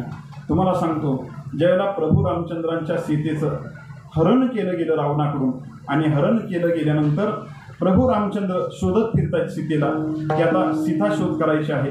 असं करत असताना त्या असणाऱ्या प्रत्येक जो भेटेल त्याला प्रभू रामचंद्र विचारतायत, सीतामाईंना बघितलं का? सीतामाईंना बघितलं का? आणि रस्त्यानं रावण सीतामाईंना घेऊन जात असताना एक पक्षी त्या ठिकाणी आडवा आला. त्या पक्षाचं नाव जटायू. जटायू आडवा आला आणि सांगितलं मी तुला पुढे जाऊन देणार नाही, माझ्याशी युद्ध करावं लागेल तरच तुला पुढे जाता येईल, तुला पुढे जाता येणार नाही, मला संपवावं लागेल त्यावेळेला तुला पुढे जाता येईल. आता जटायू पण काही साधा नव्हता. लक्षात घ्या. रावणाच्या लक्षात आलं हा काय पुढे जाऊन देणार नाही. असं म्हटल्यानंतर रावणानं सांगितलं एक तुला सांगतो, म्हटले मी प्रभू रामचंद्रांची पत्नी घेऊन निघालोय, तुला अडचण काय आहे? त्यानं सांगितलं माझ्या स्वामींची पत्नी ज्याची भक्ती आयुष्यभर केली ना त्यांची पत्नी जाऊन नाही देणार म्हटले तुला. असं झाल्यानंतर मग प्रश्न पडला काय करावं. रावणानं एकच केलं आणि हात जोडले विनंती केली. म्हटले एकच कर. म्हणले तुला मी तुमच्या स्वामींची पत्नी तुझ्या स्वाधीन करतो, पण म्हणले मला एक सांग तुझं मरण कशात आहे? मरण कशात आहे असं सांगितल्यानंतर जटायू हुशार होता. जटायूनं सांगितलं माझं मरण जर सांगितलं तर तू मोकळा झालास मला मारायला. तसं नाही म्हटले, पहिल्यांदा तुझं मरण सांग. म्हटले माझं मरण सांगतो तुझं सांग. नाही म्हटले तू पहिल्यांदा सांग. पण रावणानं त्या ठिकाणी एक गंमत केली. रावणानं स्वतःचं मरण सांगितलं पण खोटं मरण सांगितलं. रावणानं सांगितलं माझं मरण माझ्या पायाच्या अंगठ्यात आहे असं सांगितलं. आता म्हणले तुझं मरण सांग. पण रावणानं इथं दुसरी आयडिया केली. रावणानं सांगितलं तुझं मरण सांग, पण तुझं मरण सांगत असताना खरं सांग, तुला रामाची शपथ आहे म्हणले. का तर ह्याच्या लक्षात आलं आपण खोटं सांगितलंय. आता खरं मरण यानं सांगितलं पाहिजे. खरं मरण सांग म्हणले तुला रामाची शपथ आहे. हे म्हणतंय कोण? रामाचा विरोधक रावण. रावणानं नाव घेतलं प्रभू रामचंद्रांचं की तुला रामाची शपथ आहे. असं म्हटल्यानंतर त्या असणाऱ्या जटायूचा नाईला झाला. जटायूनं सांगितलं माझं मरण माझ्या पंखात आहे. तलवार उपसली आणि जटायूचे दोन्ही पंख छाटले. रक्ताच्या थारोळ्यामध्ये जटायू पडला. काहीही करता आलं नाही. आणि रावण सीतेला घेऊन जात होते आणि काही दिवस गेले असतील. प्रभू रामचंद्र त्या रस्त्यानं आले. रस्त्यानं येत असताना पालापाचोळा त्या जटायूच्या अंगावरती साचलेला आहे आणि त्या पालापाचोळ्यातून सुद्धा आवाज येतोय श्रीराम श्रीराम श्रीराम. प्रभू रामचंद्रांना कळेना की अरे पालापाचोळ्यातून आवाज कुठनं येतोय आणि म्हणून आवाजाच्या दिशेने गेले. पालापाचोळा बाजूला केला तर प्रभू रामचंद्रांच्या डोळ्याला पाणी आलं. जटायू पालापाचोळ्यामध्ये रक्ताच्या थारोळ्यामध्ये पडलेला आहे. जटायूला असं उचलून प्रभूंनी स्वतःच्या मांडीवरती घेतलं. जटायूकडे पाहतात अरे जटायू तुझी अवस्था ही कुणी केली असं म्हटल्यानंतर ते जटायूची अवस्था बघवेना. जटायूंनी सगळी हकीकत सांगितली. रावण आला, त्यानं माझं मरण विचारलं, मी खरं सांगितलं, तुमची शपथ घातली त्यानं मला. आणि असं सांगत असताना अंतकाळ जवळ आलेला आहे आणि प्रभू रामचंद्रांनी लक्ष्मणाला सांगितलं पाणी आण. प्रभू रामचंद्रांनी पाणी हातात घेतलंय आणि जटायूच्या चोचीमध्ये पाणी सोडणार. पण जटायू काही पाणी प्यायला तयार नाही. दोन्ही चोचींच्या बाजूनं पाणी खाली येत होतं. जटायूला विचारलं, अरे काय? जटायू एकच सांगत होता, माझा अंतकाळ जवळ आलाय आणि मी जर पाणी पिलं आणि तेवढ्यात जर माझा प्राण गेला नामस्मरण करत असताना तर मोक्षसिद्धी मला प्राप्त होणार नाही आणि म्हणून ते पाणी मी पिणार नाही. मग त्याला पर्याय म्हणून प्रभू रामचंद्रांनी सांगितलं, यांच्या कानामध्ये, जटायूच्या कानामध्ये प्रभू रामचंद्रांचा मंत्र म्हणायला सुरुवात करा. लक्ष्मणरायांनी श्रीराम जय राम जय जय राम हा नामजप करायला सुरुवात केली. मग प्रभूच्या हातून पाणी पिलं आणि प्रभूच्या मांडीवरती जटायूनं आपली प्राणज्योत सोडून दिली. मोक्षसिद्धी भगवंतानं प्राप्त करून दिली. याला म्हणतात शेवटचा दिस.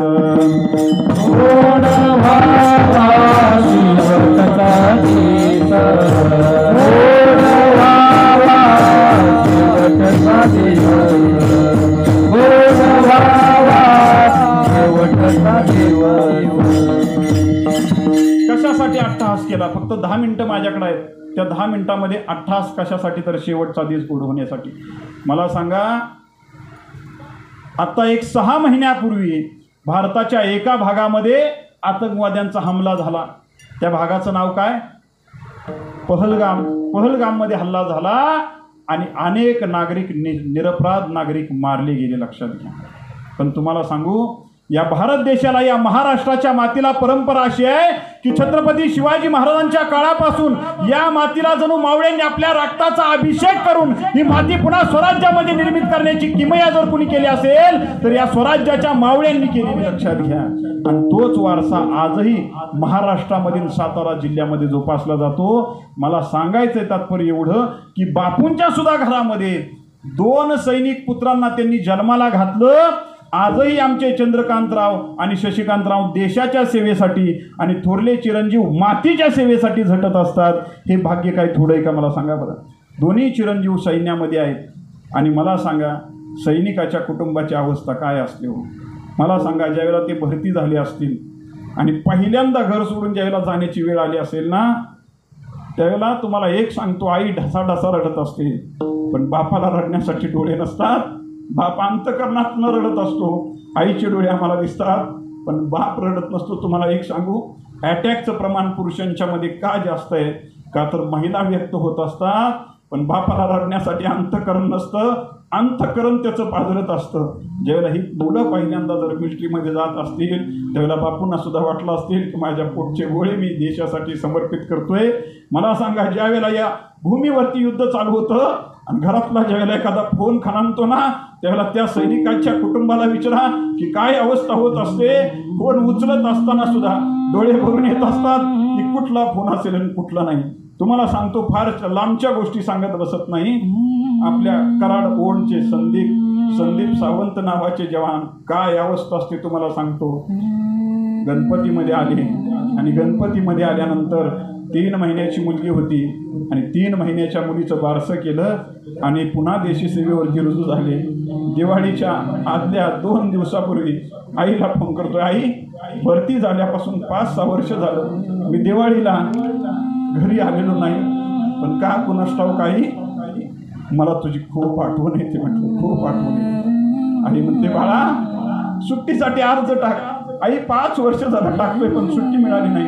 आई तुझ्या हातचे कळीचे लाडू मला खूप आवडतात आई, आणि ते लाडू खाण्यासाठी असं वाटतं यावं. आई 5 वर्ष झालं दिवाळीला नाही, तुझ्या हातचा अभ्यंग स्नान सुद्धा मी केलेलं नाही. जवान सांगतोय कडनं फोनवर बोलतोय. आई सांगते, अरे अर्ज तरी देऊन बघ. अर्ज दिला. 2 दिवसानं सुट्टी सँक्शन झाली.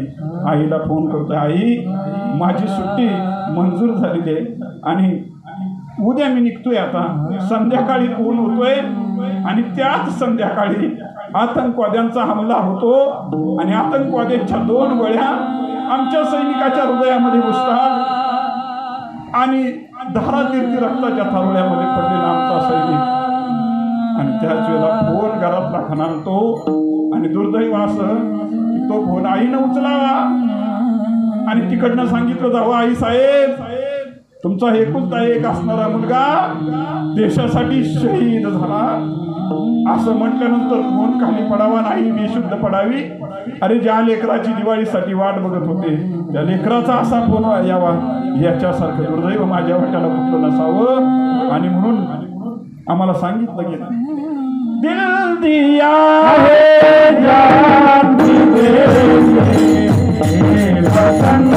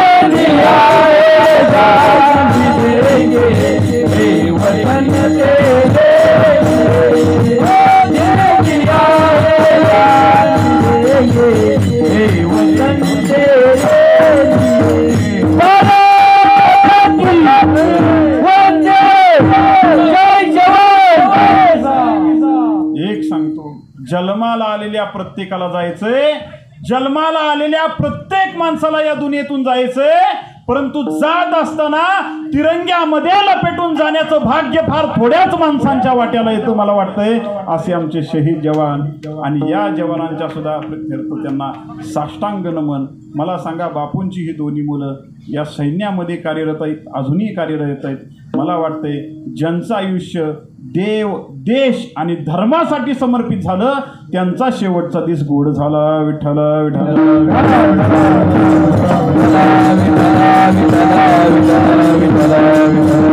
आणि म्हणून याजसाठी केला होता टहास आणि शेवटचा दिस गोड व्हावा, आता निश्चिंतीने पावलो विसावा.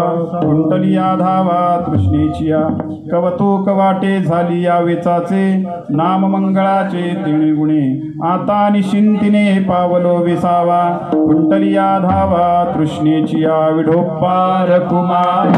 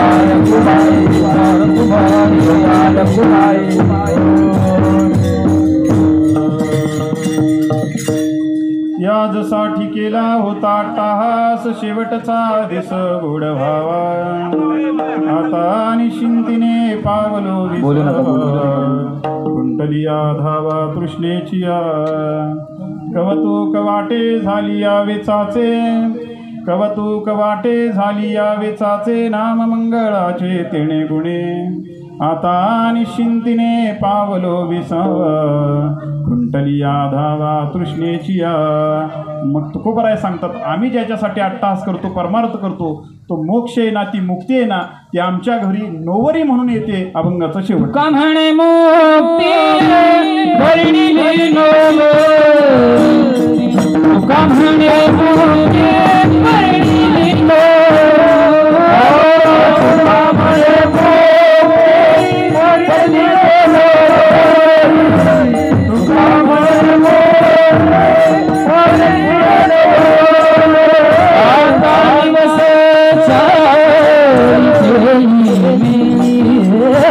आता दिवस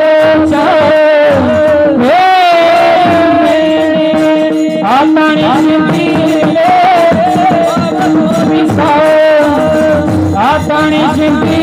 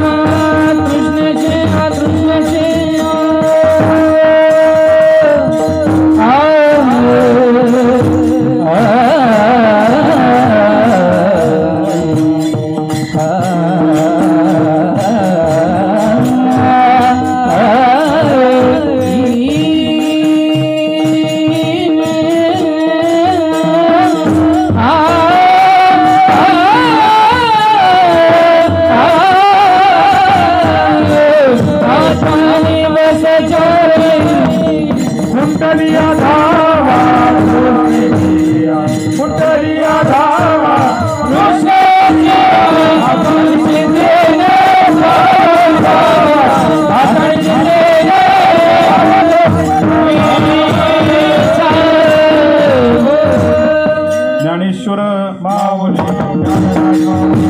ज्ञानेश्वर माऊली, ज्ञानराज माऊली, ज्ञानेश्वर माऊली, महाराज ज्ञानेश्वर माऊली, ज्ञानराज माऊली. राम राम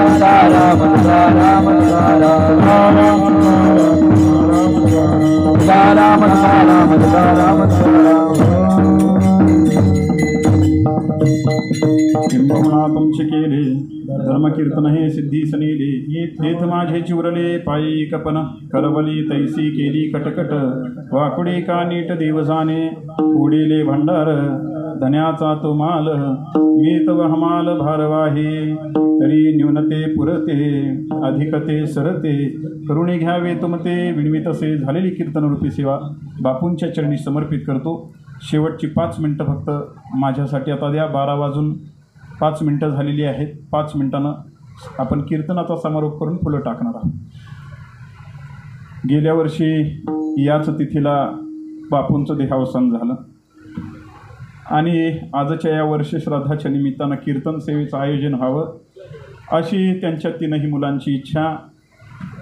प्रशांतराव उर्फ सुनीलराव असतील, ज्यांनी गावचं सरपंचपद भूषवलं. दुसरे चंद्रकांतराव, जे मिलिटरी रिटायर होऊन पोलीसमध्ये आहे. आणि तिसरे शशिकांतराव, तेही मिलिटरीची सर्व्हिस करत आहेत. आणि 3ही मुलांच्या इच्छेवरून आज खरं तर बापूंचा आजचा शेवटचा दिवस. गरुड पुराण ज्यांनी वाचलं असेल त्यांच्या लक्षात येईल, माणसाच्या जीवनामध्ये 13 वाजतो. 13 दिवसानंतर हा जीवात्म्याचा प्रवास चालू होतो. हा प्रवास 48 दिवस वैतरणा नदीपर्यंत, 13 न 48 61 दिवस. आणि ही नदी पार करण्यासाठी 39 दिवस लागतात. ती काही पाण्याची नदी नसते, रक्तपू आणि असंख्य असणाऱ्या घाणेरड्या पदार्थांची नदी. असे 100 दिवस पूर्ण होतात आणि तिथून देवाच्या दरबारामध्ये खटला चालू होतो की या जीवानं कशी कर्म केली त्या पद्धतीने या जीवात्म्याला पुढचा जन्म मिळत असतो. हे 100 आणि ते 265 दिवस खटला चालतो. असे 365 दिवस आणि आजचा 365वा दिवस बापूंच्या जीवनातला हा शेवटचा दिवस म्हणावा लागेल. तुम्हाला एक सांगतो, मी नेहमी सांगत असतो की माणसं जोपर्यंत आपल्या वाट्याला येत ना तोपर्यंत चांगली सांभाळा. माणसं एकदा का जीवनातनं निघून गेली, त्यांची तुम्ही अपेक्षा जरी धरली की त्यांची हाक आमच्या कानावरती येईल, पुन्हा हाक मारायला ती माणसं आपल्याकडे नसणार आहेत. मला सांगा, आजही या 3ही जरी मुलांना वाटलं की बापूंचा आवाज कानावरती यावा, याच्या व्यतिरिक्त मात्र यानंतर बापूंचा आवाज कानावरती येणार नाही. त्यांच्या दोन्ही मिलिटरीतल्या मुलांना असं वाटत असेल की बापू घरी असतील, आपण फोन करावा आणि बापूंचा आवाज ऐकावा. पण आता बापू बोलण्यासाठी त्या ठिकाणी उपस्थित नसतील. त्यांचा आवाज आणि आठवणी एवढ्याच अंतःकरणामध्ये घेऊन राहायचं आणि त्यांच्या आठवणी घेऊन जगत राहायचं. तुम्हाला सांगतो, आई वडिलांची जर पुण्याई चांगली असेल तर तुमचा आमचा संसार सुद्धा चांगला होत असतो. आईचा आणि वडिलांचा आशीर्वाद, मी एक वेळ म्हणतो देवाचा आशीर्वाद कमी पडला तरी चालेल, पण ज्याच्या जीवनात आई वडिलांचा आशीर्वाद मिळाला ना तो कधीच अयशस्वी होणार नाही. तुम्हाला सांगतो, एवढं आमच्या महती मातृपितृभक्तीची सांगितलेली आहे. मला वाटतं प्रत्येक वेळेला आई सांगितली गेली, पण बाप मात्र खरंच दुर्लक्षित राहिला. कृष्णाला सुरक्षितपणे नंदाच्या घराला पोहोचवण्यासाठी वसुदेवानं डोक्यावर टोपलं घेतलं आणि भगवान श्रीकृष्णांना यमुनेच्या डोहातून पार करायला सुरुवात केली. पण समाजानं देवकीकडे बघितलं, ढसाढसा रडणारी देवकी आमच्या लक्षात राहिली. पण नाका तोंडापर्यंत पाणी जाईपर्यंत माझा जीव गेला तरी बेहतर, पण माझं पोरगं सुरक्षित नंदाच्या घराला पोहोचलं पाहिजे हे करणारा वसुदेव सुद्धा कधीतरी आमच्या लक्षात आला पाहिजे. महाराज, कधीतरी आमच्या लक्षात आला पाहिजे. कौसल्या माता रडताना बघितली. वनवासाला प्रभू रामचंद्र निघाले आणि वनवासाला निघाल्यानंतर सगळ्यांना वाटलं कौसल्या मातेला किती दुःख होतंय. पण प्रभू रामचंद्र वनवासाला गेल्यानंतर 2-4 दिवसामध्येच माझा राम म्हणून ज्यांनी आपल्या मुलाच्या नावानं देह सोडला ते दशरथ राजा सुद्धा कधीतरी आम्हाला आठवले पाहिजेत. या महाराष्ट्रामध्ये छत्रपती शिवाजी महाराजांना राजमाता जिजाऊंनी घडवला प्रश्नच नाही, परंतु त्याच वेळेला छत्रपती शिवाजी महाराजांच्या अंतःकरणामध्ये स्वराज्याची ठिणगी ज्या शहाजीराजांनी पेटवली त्यांना सुद्धा आम्ही कधी विसरता कामा नाही. लक्षात घ्या, एखादं लहान पोरगं येतं आणि लहान पोरगं आल्यानंतर पळत येतं, आई मला पैसे पाहिजे. आई पाकिटातले 10 रुपये काढते आणि आईच्या त्या पोराच्या हातावर देते. त्या आईला वाटतं माझ्या पोराला पैसे दिले आणि पोराला वाटतं माझी आई किती श्रेष्ठ आहे, मला पैसे दिले. त्यावेळेला 10 रुपये देणारी आई आमच्या लक्षात राहते, परंतु माझ्या पोराला इंजिनिअरिंगला ॲडमिशन मिळालं पाहिजे यासाठी 50 जणांचे उंबरे झिजवणारा बाप सुद्धा कधीतरी आमच्या लक्षात राहायला पाहिजे ना. अरे 10वीला 90% मार्क पडली म्हणून पोरगं मार्क लिस्ट घेऊन आलं. आई मला 90% मार्क पडले. आईनं जवळ घेतलं, दोन्ही गालावरून हात फिरवले, साखरेचा डबा घेतला आणि साखर हातावरती दिली आणि 90% मार्क ऐकल्याबरोबर बापानं 500 रुपयाची नोट खिशातनं घेतली आणि बाहेर तुटलेली चप्पल घातली, पेढ्याच्या दुकानात गेलं, चौकातनं पेढे वाटत आला. माझ्या पोराला 90% मार्क पडली. साखर देणारी आई लक्षात राहिली, पण पेढे वाटणारा बाप मात्र आम्ही विसरलो. कधीतरी आम्ही आठवण केली पाहिजे. लग्नाच्या मंडपामध्ये मुलीच्या गळ्यामध्ये पडून ढसाढसा रडणारी आई आम्ही सगळ्यांनी बघितली. पण ज्या दिवशी मुलीच्या लग्नाची बैठक झाली ना मुली हो, ज्या दिवशी लग्नाची बैठक झाली त्या दिवशी आतल्या घराचं दार लावून ढसाढसा रडणारा बाप सुद्धा कधीतरी आम्हाला आठवलं पाहिजे. लक्षात घ्या, बाप म्हणजे एक प्रेरणा असते. लक्षात घ्या, आजही तुम्ही कधीतरी YouTube बघा, ज्यांच्या आयुष्यातनं बाप गेले ना त्यांच्या लक्षात येईल बापाची किंमत काय असते. DYSP संतोष खाडे यांची मी मुलाखत ऐकली. DYSP संतोष खाडे यांचे वडील ऊस तोडणी कामगार आहेत. 4 वर्ष पुण्यात काढली, परंतु एकही परीक्षेत यश आलं नाही.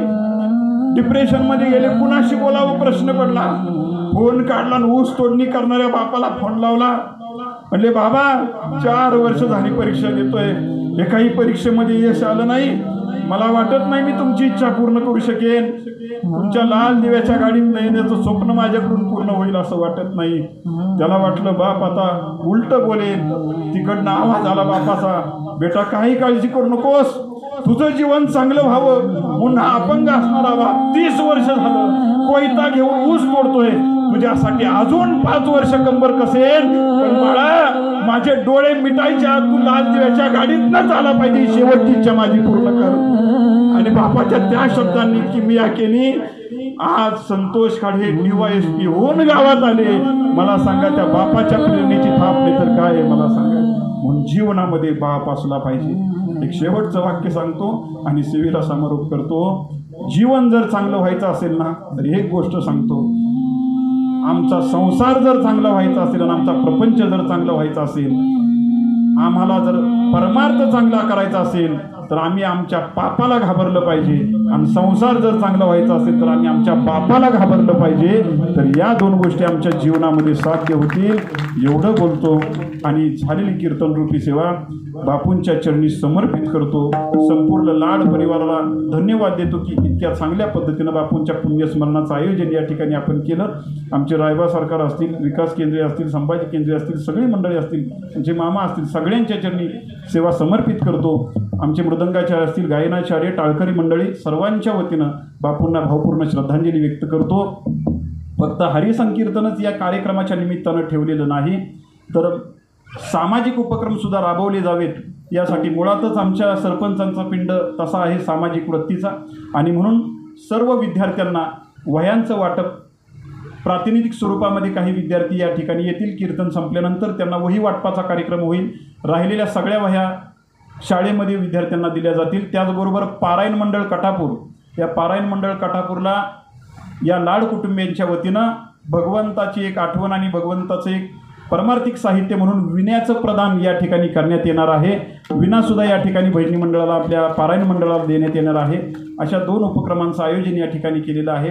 या कीर्तनासाठी आवर्जून उपस्थित कटापूरमधली सगळीच मंडळी नामोल्लेखामध्ये वेळ घालवत नाही. आमचे जिल्हा परिषद प्राथमिक शाळा कटापूरचे रिटायर झालेले असूनसुद्धा पुन्हा शाळेसाठी योगदान देणारे आमचे सुभाष जाधव गुरुजी आणि आमचे संतोष चव्हाण सर, ही दोन्ही शिक्षक मंडळी या ठिकाणी उपस्थित आहेत. काय असतं, चांगली माणसं एका ठिकाणी आलं की त्या असणाऱ्या भूमीचं सोनं झाल्याशिवाय राहत नाही, हे दोघांच्याकडे बघितल्यानंतर कळतं. आम्ही अभिमानानं सांगत असतो, शाळा जर बघायची असेल तर तुम्ही कटापूर शाळेत जावा. मी मगाशी सुद्धा सांगितलं या व्यक्तींना की कटापूरला हा काय माझा पहिला प्रसंग नाही. मी सरपंच आपल्याला सांगतो बरं का प्रशांतराव, मी पहिल्यांदा इलेक्शनच्या निमित्तानं कटापूरला आलो आणि पोलिंग ऑफिसर असताना मी जाधव सरांना सुद्धा सांगितलं की त्यावेळेला पोलिंग ऑफिसर असताना आमची झोपण्याची व्यवस्था वर्गातच केलेली होती. वर्गात असा हातरून टाकलं आणि एक लांबडं निघालं तसं आम्ही बाहेर पडून आलो. अशी जर म्हणलं अवस्था असेल तर कसं व्हायचं. आणि 2च वर्षामध्ये या 2 शिक्षकांची बदली या शाळेत झाली आणि आम्ही सातारा जिल्ह्यात अभिमानानं सांगत असतो, शाळा बघायची असेल तर कटापूरची शाळा बघा आणि त्यांचे पालक बघा की काय पद्धतीनं शाळा चाललेली आहे. म्हणजे असंही काम या ठिकाणी होत असतं. आणि आमची सगळी सरपंच उपसरपंच मंडळी, अण्णा तुमची शाळा चांगली, लासवण्यात आम्ही येत असतो, ही सगळी मंडळी या ठिकाणी उपस्थित आहेत आणि सर्वांना धन्यवाद देतो. आमचे संचालक केंद्रे साहेब असतील वगैरे सगळे, आता सरपंच उपसरपंच, सोसायटीचे चेअरमन, व्हाईस चेअरमन सगळे उपस्थित आहेत. परिसरातली बरीच मंडळी उपस्थित आहेत. आमचे जळगावचे रणजित जाधव वगैरे ढाणे सगळे उपस्थित आहेत. सर्वांच्या वतीनं मी बापूंना भावपूर्ण श्रद्धांजली व्यक्त करतो. यानंतर कुटुंबातल्या सर्व मंडळींनी या ठिकाणी समोर यायचं आहे. अभंग होईल, पुष्पवृष्टी होईल, आरती होईल.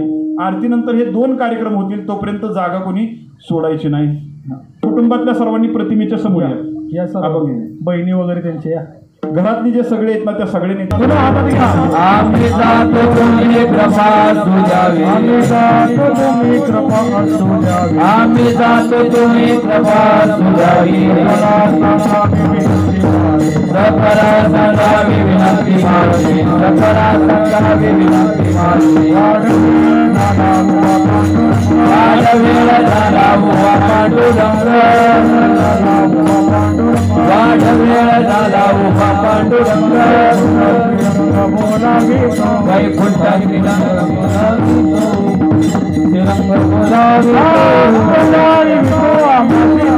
अंतकाळी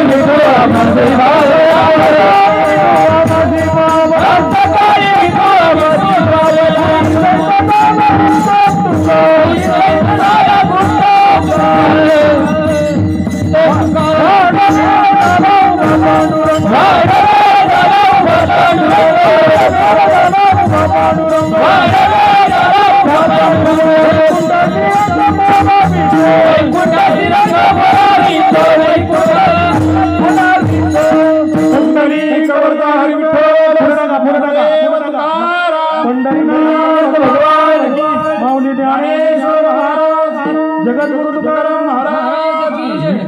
जय जय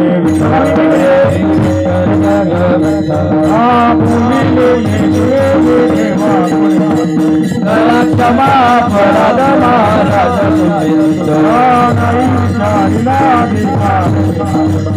क्षमा अपराध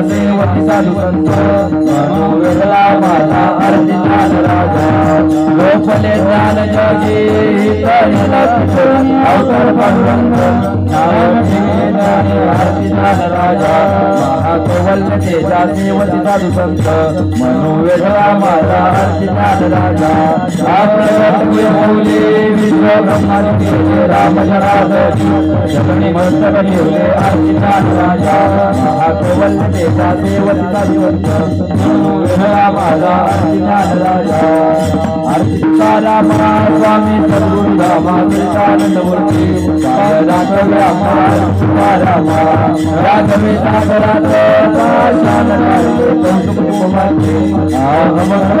आरती तुकाराम स्वामी सद्गुरु रामा कृष्णानंद मूर्ती राघव्या आरती तुकाराम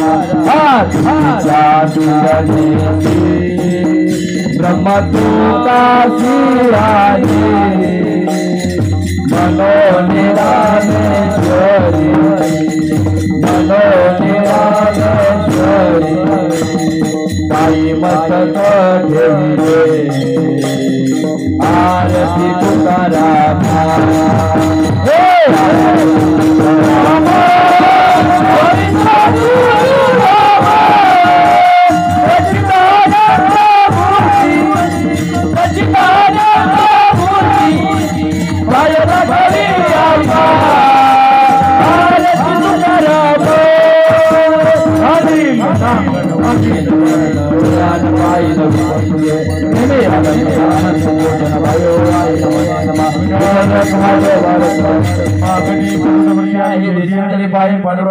या तुका म्हणे आता उदार तुमरोही देवी पायी संतान से या संतान से निर्वेद समज दे अनेक तुझे काय मागो ज्ञानदेव